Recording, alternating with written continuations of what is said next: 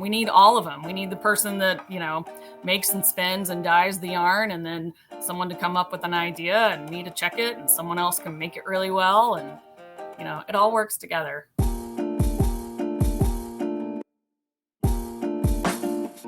Hello and welcome to the Yarn Over podcast. I am Sarah-Jayne, your host, and today we're going to be talking to Emily Reiter from Fiat Fibre Arts, and we're going to be talking all things tech editing. Now, here's a true story. When I first started to crochet, I would make up my own patterns, but I didn't really have any idea of how to write a pattern properly. And really at the time, how to read a pattern. I would put some stitches together and create a pattern, but didn't really know the ins and outs of pattern writing itself. Fast forward a few years, I would start to put together my own patterns, but I didn't actually know what a tech editor was. In fact, the first time I heard about a tech editor, I was like, how have I not been doing this before? I found Emily. She is now my very own tech editor. And the very first time that I got a pattern back from her and all of these notes were on it, I was cringing inside because I realized just how much I'd been doing wrong. But over the years, I've really got to know what my pattern style is, really got to know more about how to write patterns. And that's just come from having my patterns tech edited and realizing what places I was going wrong. So without further ado, here is Emily. She is a mum of 5 and honestly, her brain just amazes me the way that she can process information. I'm so excited for us to delve in deep today and talk all things tech editing. Have you heard the news? My How to Crochet Handy Reference Guide has had a revamp. This 26-page ebook with exclusive video instructions is perfect for beginners or those who love to have all the information at their fingertips. Get yours now at www.bellacococrochet.com/ebook.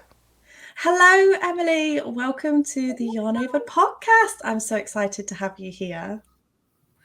Hello from Texas. What time is it there? It is 9 o'clock in the morning.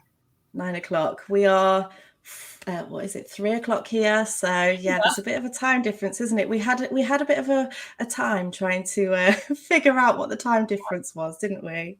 Yeah, but not my first rodeo, we'd say, about that. I have a number of clients in different parts of the world, so I've had to do the time coordination thing a few times, and it's weird.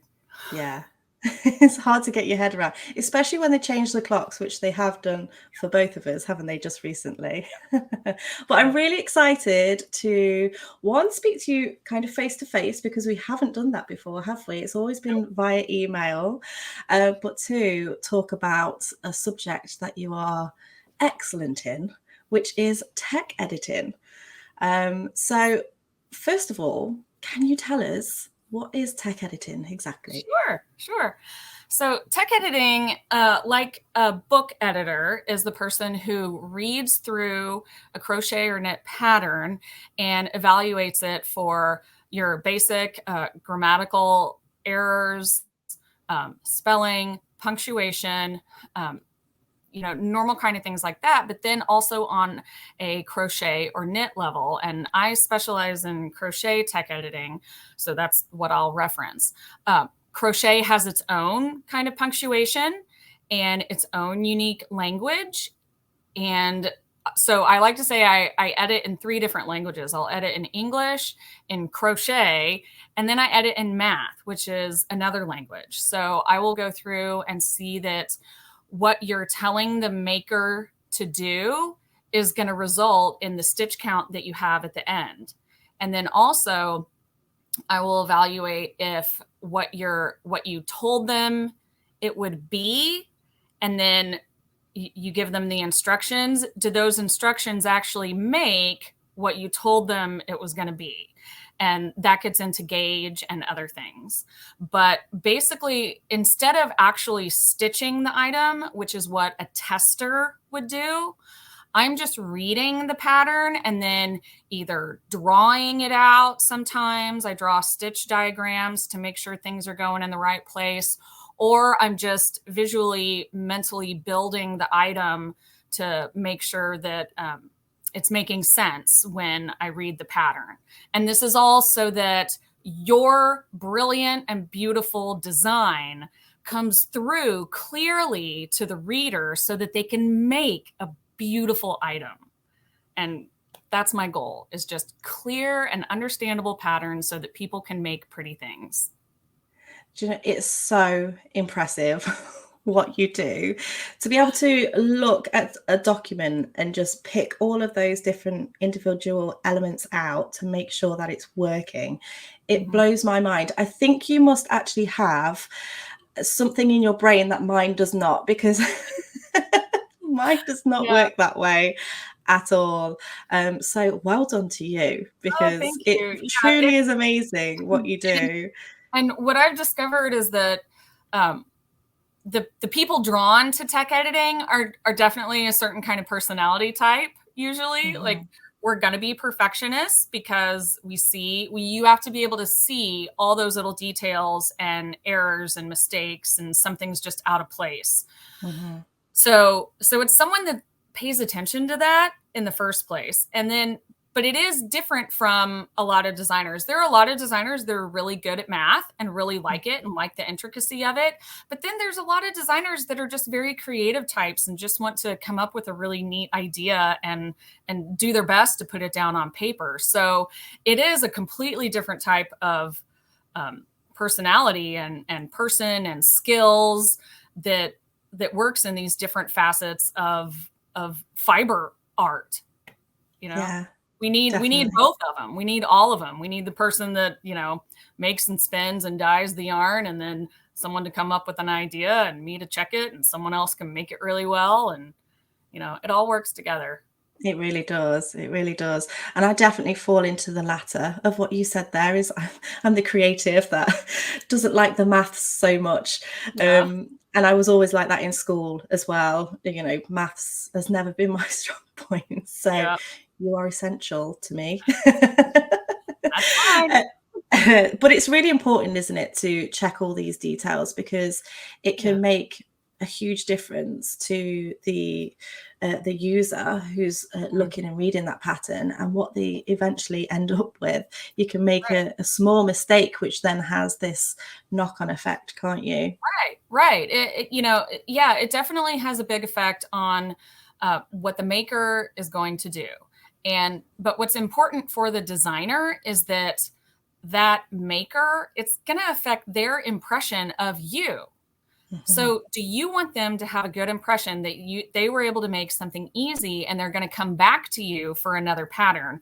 Or are they going to, you're really good at taking pictures. I abhor taking pictures, but if a designer is really good at photography and they take a beautiful picture of a beautiful item, but they can't explain how to make it, the next time someone sees a pretty picture, they're just going to go, I don't know, I couldn't do the last thing she said. So I'm not going to bother with this one.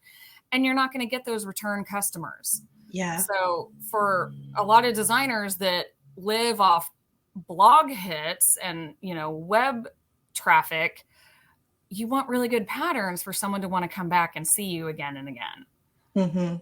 Absolutely. So tell me then, how did you become a tech editor? How did you fall into it? So for me, I did start out as a tester.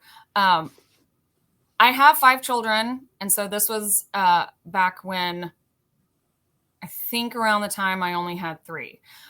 When I had the first 3, it was in less than 3 years. And I had massive pregnancy and postpartum anxiety and depression after the 3rd one. And so it took me a while to come out of that. But part of what helped me was medication, for one. Don't be afraid of that, moms. Yeah. and going to a local embroidery guild of America club that was in town. And I had put down needle and thread when I had my first child. And I never had it out much after that because there were needles. I didn't have needles around with walking around babies and stuff. So I didn't pull it out. And by the time I did, after that 3rd baby, when I was coming out of my fog, I realized how much that just fed my soul, just doing something with needle and thread and something in my hands and making something. It was so enriching. And I started getting more into crochet and doing things then also. This was early in the blog life of crochet designers. And after making a lot of toys for the kids and other kinds of things, I was able to get on a tester group for Lorene Eppolite of Creation Crochet, where she has an 8 in creation. And so I was in her tester group, and I would report about the patterns that we were editing. And I noticed that sometimes when I would put a comment in the, on the Facebook group that we were chatting in about something, other testers would say, "Oh, yeah, I saw that too, but I just did blah, blah, blah," kind of thing. And I thought, well, that's not really my job, is it, as a tester? I mean, my job is to like tell her if something's off, not just fudge through it and keep going. Mm-hmm. So I kept, pointing out the things that I saw. And after a few months of this, she was just like, "You really need to think about being a tech editor." I had no idea what that was. I'd never heard of it before. And so I was like, okay, I don't know, and she was like, "You really need to think about this and maybe talk to some yarn companies or something." And I'm like, okay, like, yeah, me, random, no experience, like Red Heart is going to pick me up as an editor after that, like I had no background. And, but then after a few more months, she sent me one pattern and just said, "Can you look at this? I don't know if there's anything wrong with it, but you always find something. So here." And just gave it to me with that much confidence. And I was like, okay, and I just read through it. I didn't make the thing. I read through it and I sent it back to her. And then a few months after that, for part of Lorene now is working pretty much full time with Furls Crochet that makes the beautiful yes, ergonomic hooks. And so at the time they were doing like Furls Crochet along, and there was a pattern that had some problems, and she sent me an email and said, "I really need you to tech edit this pattern. I will totally pay you for it. We need this done." And that was like the first paid thing. And I was like, "Ooh, wow. Like I'm for real doing it." And I read through that one and did it. And then the following year, I just decided to go ahead and fully present myself as a tech editor and try to ask for jobs. And I asked, I was in another group. I was thinking, am I going to design and tech edit? Like maybe I'll do some patterns. So I was kind of feeling both sides of that. Like, what do I need to learn to go down the designer path? And what do I need to do for the tech edit path? And it was really splitting my focus. But because of it, I was still in groups with other burgeoning designers, like early designers. And so I was able to ask to edit some of their patterns in exchange for a testimonial. Like if they were happy with my work, they could just say, "Yay, Emily's great." And then if they came back to me again, then I could charge them the next time. And so I just started off doing that and kind of promoting myself some as a tech editor, and just started to have return business, and then started to have requests from other people. And then I was able to, I put myself on, tester tech editor groups where I could say, "Hey, I'm here if you need a tech editor." And there are a lot of designers that are like, "What's a tech editor? And how is that different from a tester? And I don't understand. Why would I pay you?" And things like that. So it was really Lorene and Lorene's confidence in me that helped to push me into this. And I will say, for my background before mom life, before crochet life and everything, I've got a master's degree in science. I went away to a math and science high school 2 years early out of high school. Like I went to college 2 years early, effectively, so wow. It's like I have a really strong math and science and data, and I love data entry. I had tech jobs doing data entry, or like temporary jobs doing data entry, like before in my college years. And like, I love everything about this. So once I finally was like, yeah, I'm going to be a tech editor, between myself and my husband, he was like, this puts all of your superpowers together.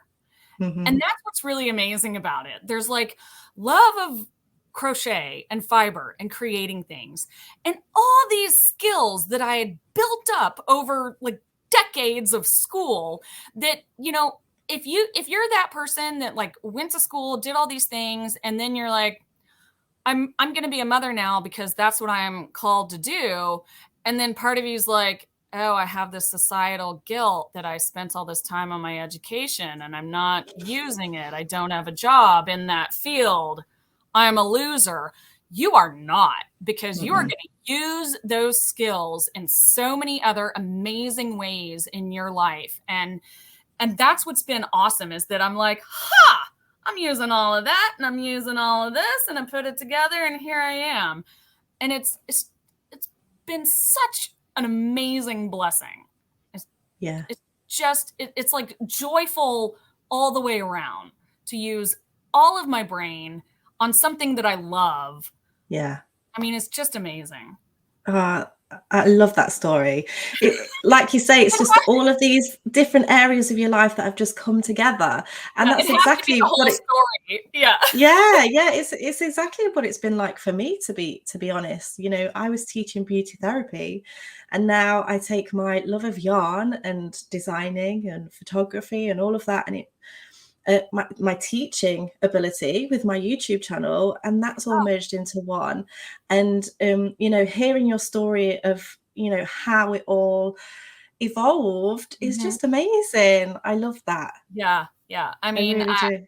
I really thank Lorene for all of that. And I mean, it's just been great, and I've done other, I'm still constantly checking in with like business coaching and little things here and there. And, like when I was like, I really need to increase my price, after the first year or so, and feeling bad about that because I'm a really cheap person. And so, increasing my price, I was like, I wouldn't do that, but that's the point, the point, like your audience is not you.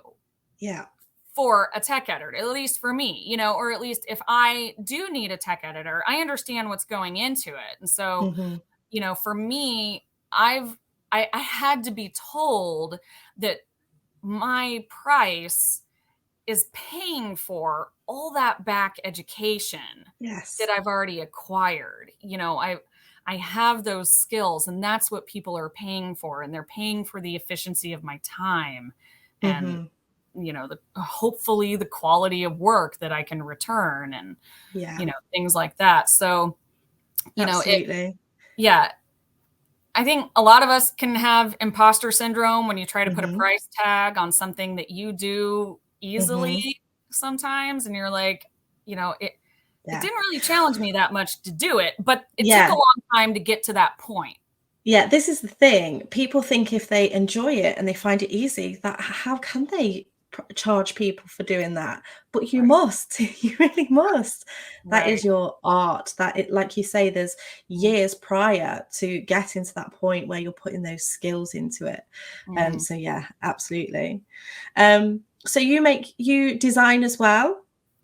I've designed a few things, but I haven't written really a lot of patterns. I have written and sold some patterns to some publishers, from time to time. I have a few on my website that honestly were done really early and probably need their own tech editing done, like they're that old.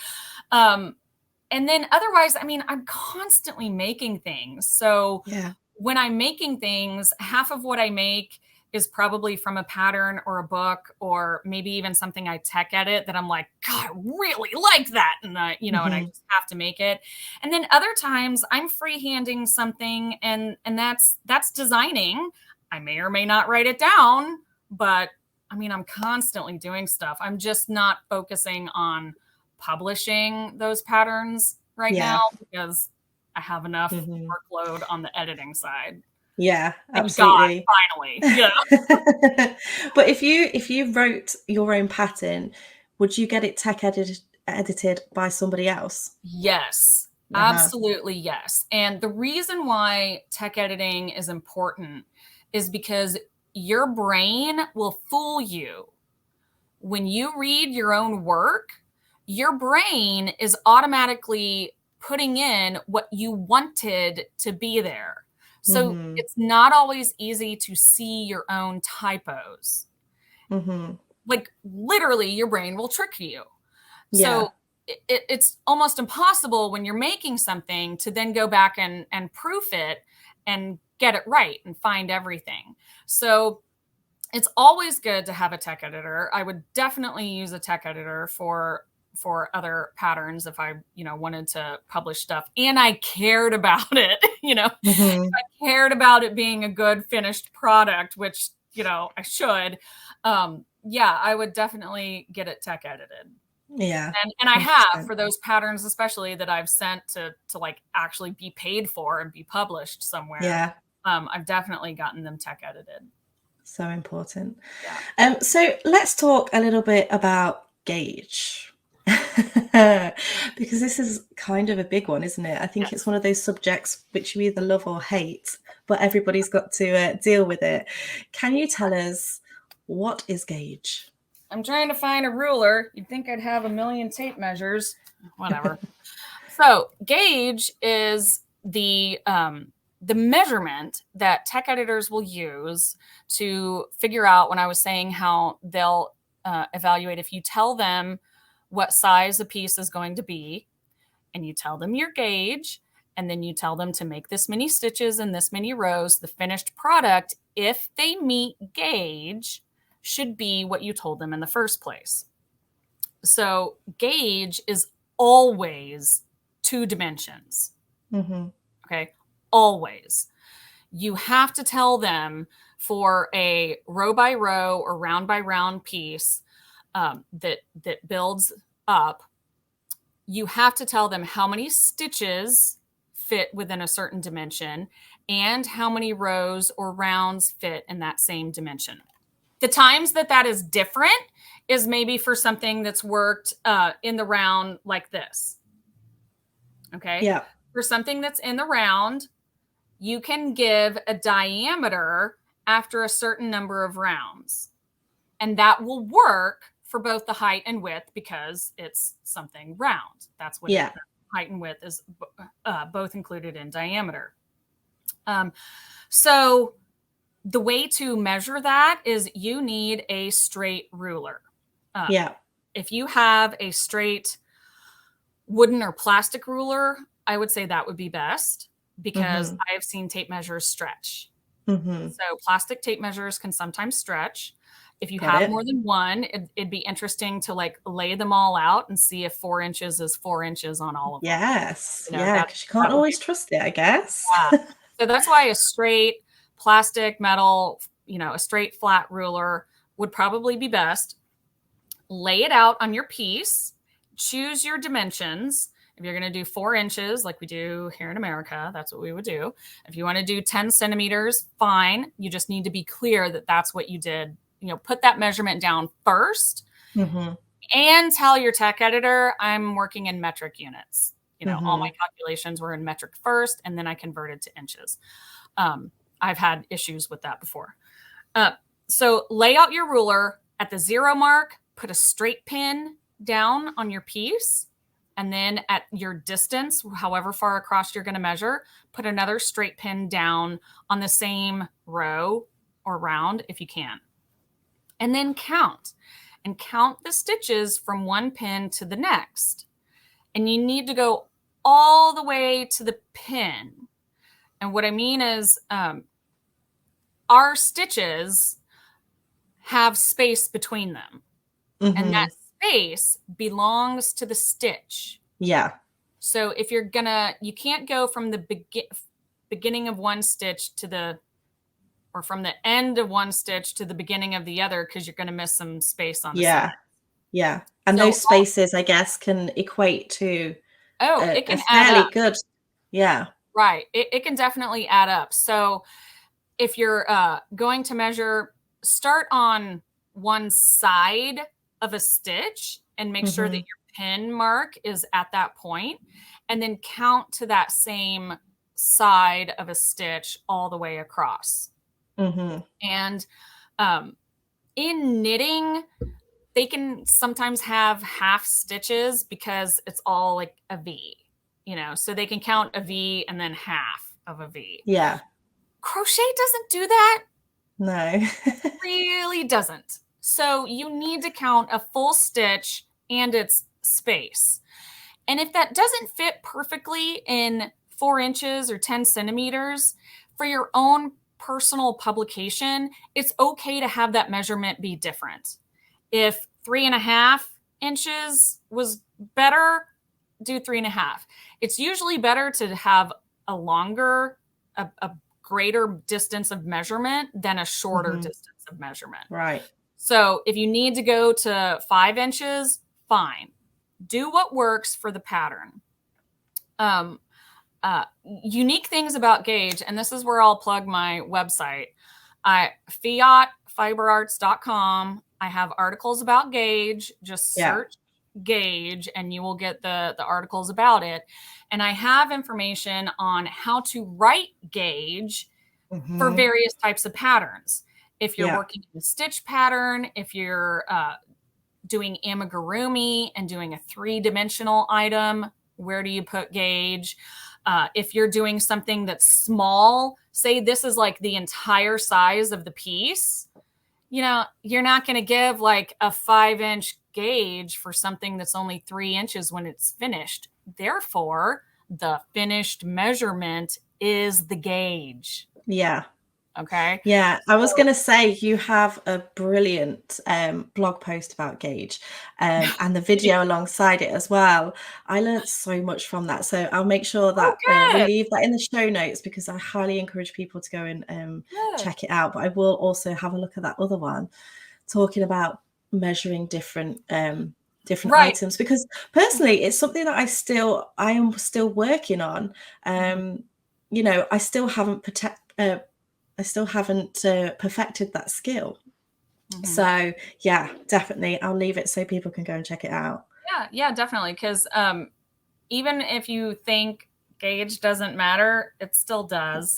It does. So, in those cases, if it's something that's small, didn't have the finished measurement, if it was something that was larger, but you're writing it so that they could do it with any kind of yarn possible, still give them some idea of what you did and how you made what's in the picture.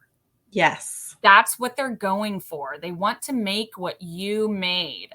So you have to give them the information there, because what's the worst thing that can happen when someone buys your pattern and goes home and makes it? What's one of the biggest complaints you get from makers? Yeah, it doesn't. This is not the same, or this is too big. Work. If they're making a, it didn't work. Your pattern didn't work. It didn't make it right. Yeah.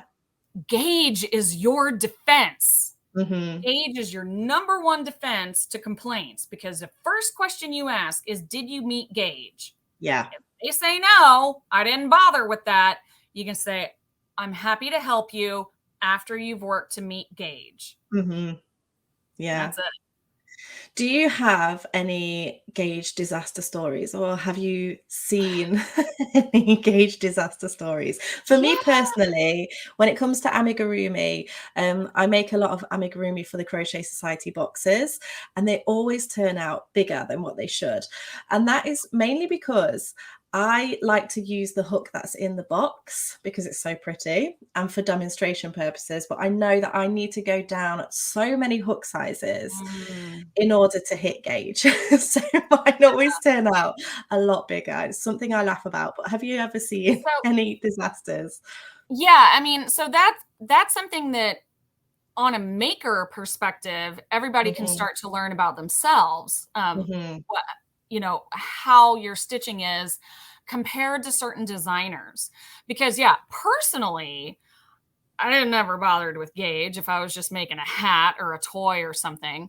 But one designer that I really like, I made her hat. I used the hook that she said. I used the yarn size that she said. I made the hat in the adult size, and it barely fit my 4-year-old. It was so small. I was like, how did this happen? And it was totally a gauge problem. So I know for her, I need to go up at least like 2 or 3 hook sizes if I don't want to bother measuring gauge.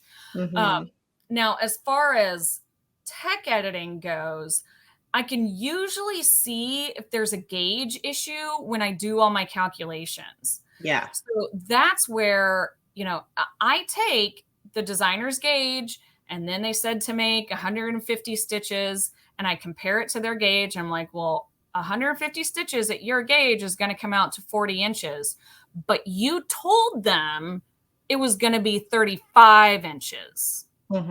So I'm getting something different. What's going on? Now, that's the easiest way for me and a designer to catch that something's off on the pattern. And that's why I do it. I will take the dimensions that they give me, and compared to their gauge, I will estimate how many rows and stitches I should see at the end of the pattern. Then I go through the whole pattern, and then I see how many they have, and I'll estimate what the distance is compared to exactly what they have, and see if those two numbers are similar. If it's off by like 1 or 2 stitches, that's probably fine, with like a small stitch count.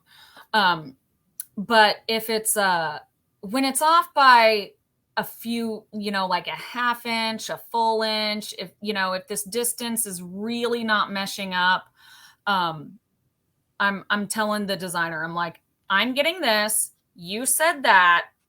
And the challenge with the tech editor is that I can't always determine where the error lies, because it could be in so many different places in a pattern.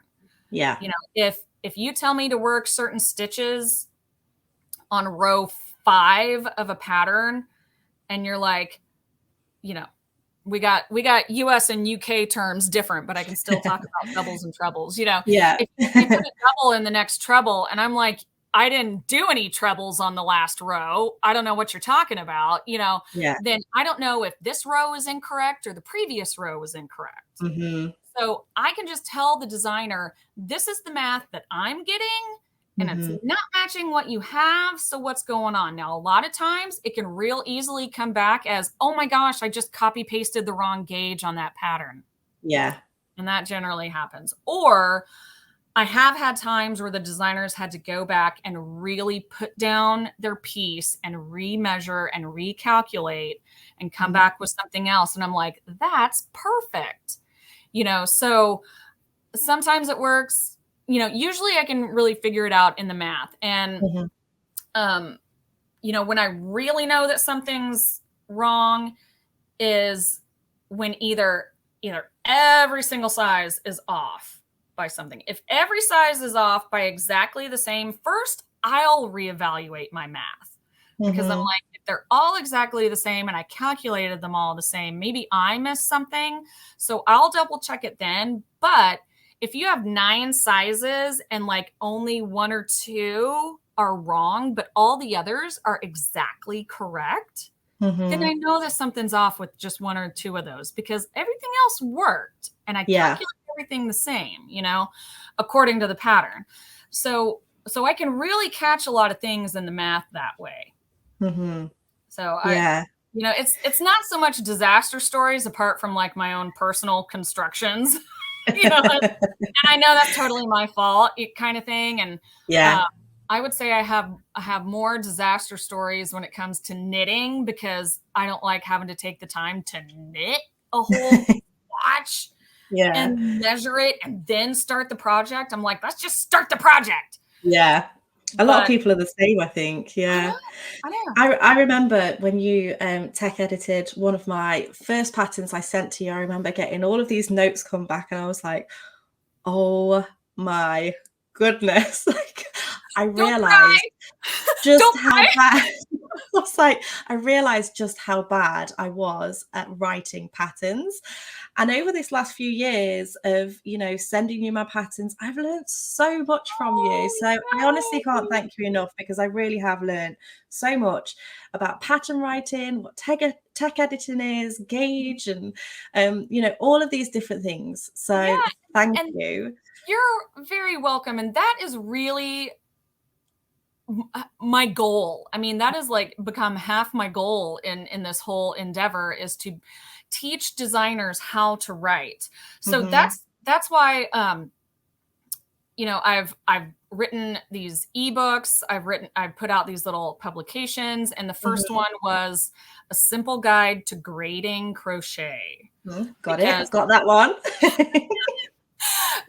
that was, I would be asked to grade a pattern. And if you don't know what grading is, that's when a designer can make a pattern for size small, or usually for themselves, but then to sell it, they want it available in multiple sizes. And so they'll Mhm, just, instead of making it in all those sizes, they'll calculate the math using gauge in a very mhm, precise manner to see how many stitches someone at like a 3X size or a 2X like me, I usually end up falling in that category, or extra small, how many stitches they have to make the same item. Personally, I don't like doing the grading because I feel like it affects the design of the item mhm. immensely, and I don't want to change your design.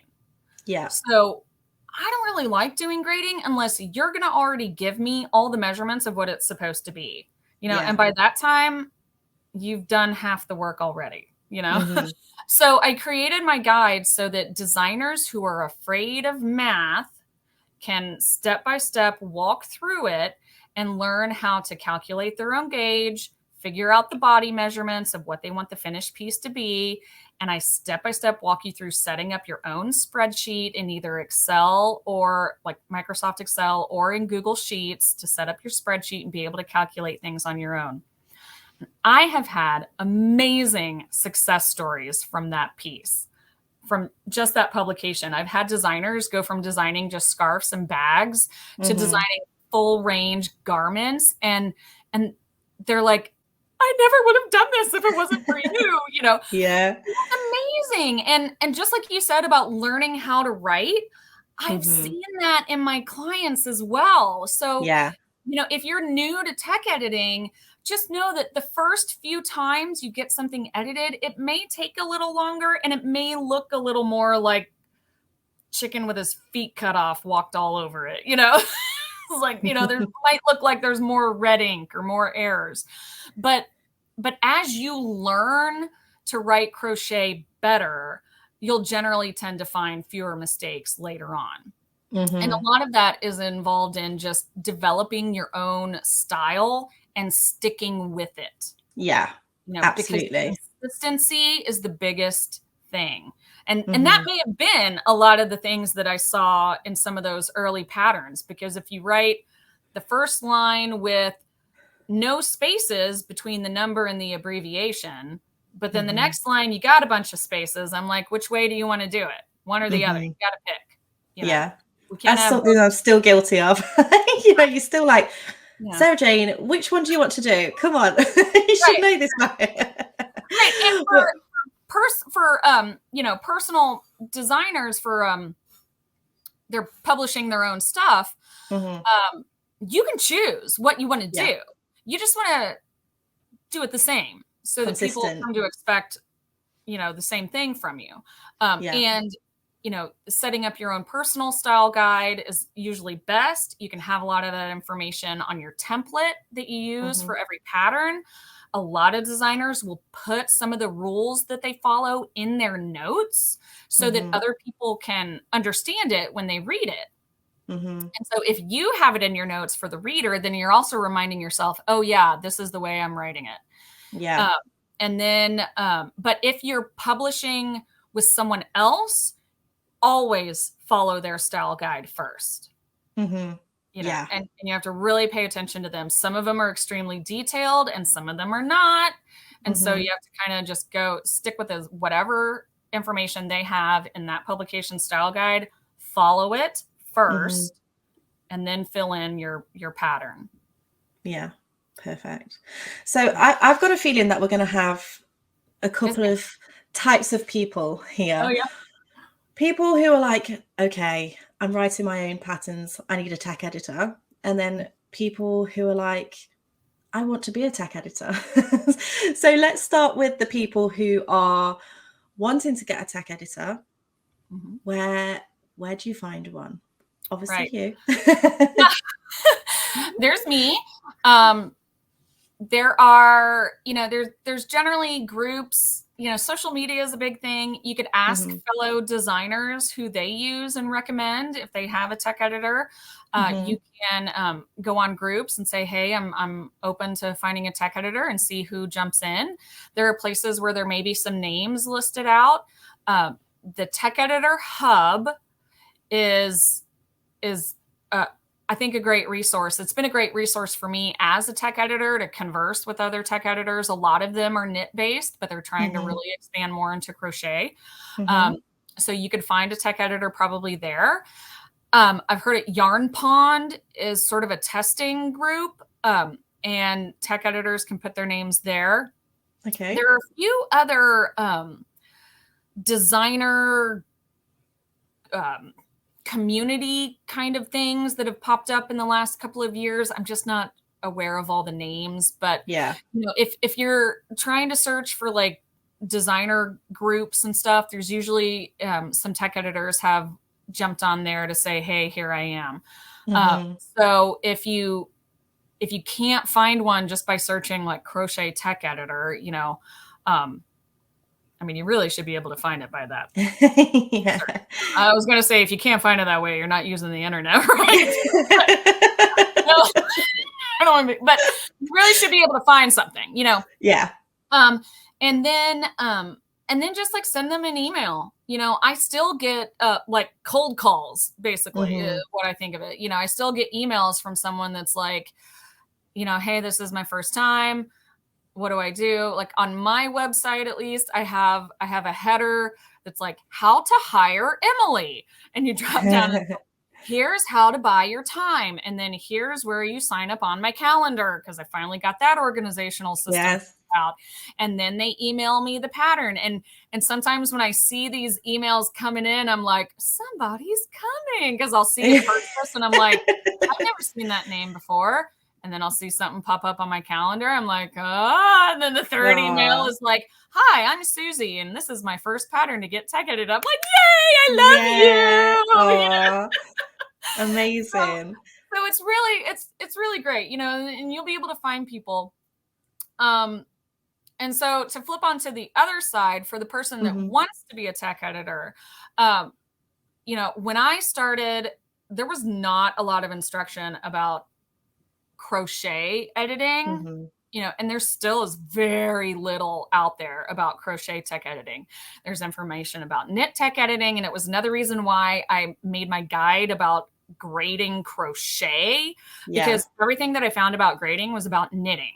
I'm like, there's certain things about crochet that are a little different that you need to think about. And so I wanted to get some of that into my book when I put it out there, because there just wasn't anything about crochet grading. And there's very little about crochet tech editing. So I created a course that's called How to Become a Tech Editor. And you could sign up for that. You could just, peruse the landing page for it. And there's a couple of sections of the course that you can look at. Now, part of the overlap is one of the sections that you can look at is where students that have taken the course have put their information, their contact information, when they're ready to take clients as tech editors. So that's one more place that you can look for a tech editor, is on my course page. Scroll to the bottom of the available to the course listing. And then there's one that's like, it's going to be the only thing available to a viewer that hasn't purchased the course. So any designer, anybody can look at that and see names of people and what kind of things they're willing to tech edit at this time. Yeah. So my course is not entirely like how to tech edit every little different type of pattern, because it's like infinitely types of Yeah. patterns. So Yeah. it's how to become a tech editor. So I tell people like what kind of programs I use on the computer, what type of equipment I need, what type of, how I organize getting clients and keeping track of clients. And I do go through tech editing. I do give them a checklist of what kind of things you want to be looking at and paying attention to in a pattern. And I do go through some sample patterns in various programs so that they can see how I use the track changes, or how I edit on a PDF, or how I do other things. So that's why I called it How to Become a Tech Editor, not like How to Tech Edit Crochet. Yes. It's slightly different. But it's been great. I mean, I've had several students.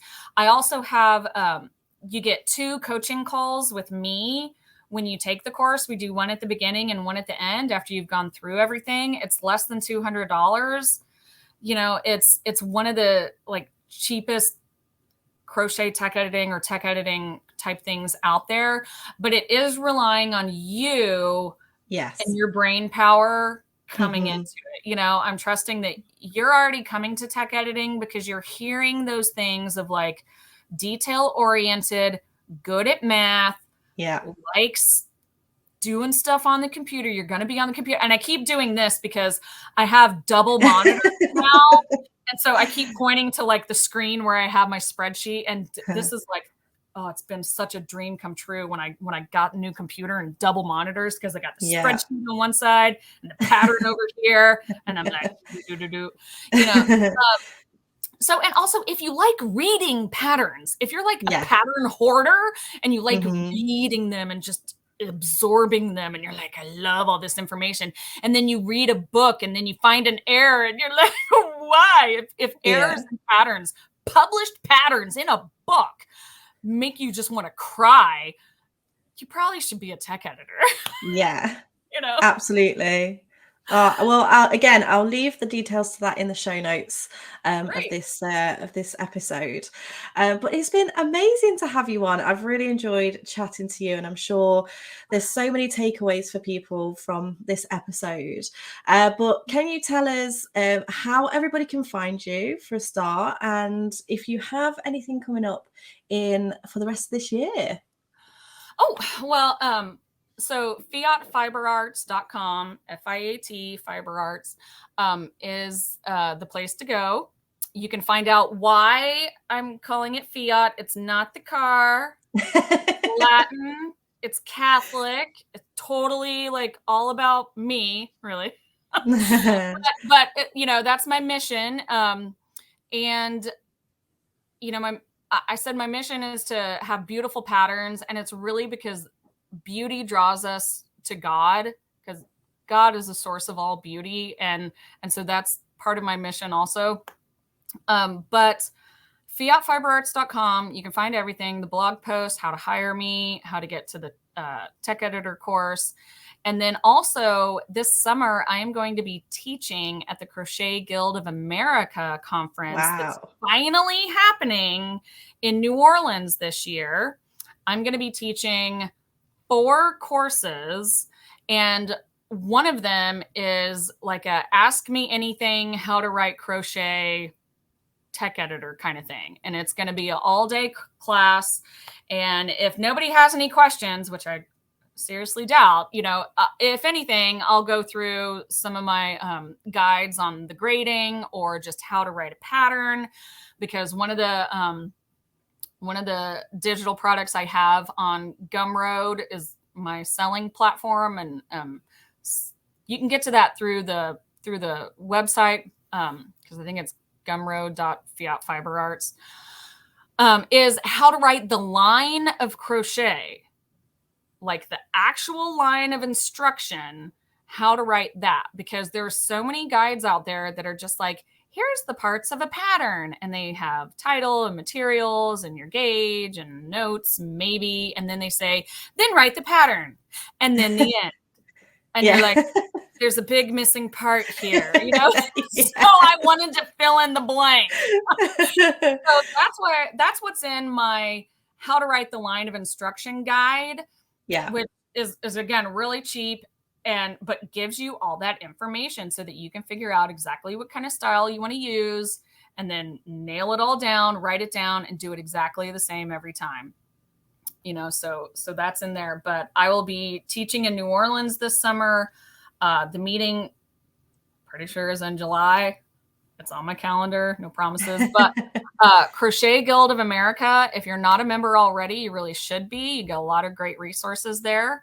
And try to come to the meeting, come meet other people. It is so amazing to be in a hotel around hundreds of other people, mostly women, because that's who we are, you know, and everybody's stitching. Yeah. Everybody. And everybody's wearing things that they've stitched. And you can walk up to someone and be like, oh, how did you do that? And like be touching on them and they don't care. Yeah. You know, or like, want to show what they're making. Wow, what are you making? You know, and oh, it is so enriching. It's so amazing. So if you haven't done that, it's such a buzz being around people who just get it, isn't it? Yeah. It is so good. Totally amazing. So I'm really excited about that. The other classes that I'm teaching are how to do embroidery on crochet, again, combining my loves. One is about how to line your crochet item with fabric. We're going to do different methods. And then the last one is about tying it tight with tassels and dangles and fobs and stuff. And we're going to get into doing more than just a half hitch. You know, something tight that really keeps your fringe and your tassel in place, and it's not going to get pulled out by your 5-year-old or something. Yeah. So, I guess you're doing that from experience. Yeah. So those are the things that we're going to be doing. And I'm just super excited about it. I can't wait. It sounds amazing. Thank you so much for giving us your time and sharing your knowledge with us. As I say, I'll leave everything in the show notes so that you can go and check out Emily. But thank you so much. I hope you have a wonderful day. Yeah, you too.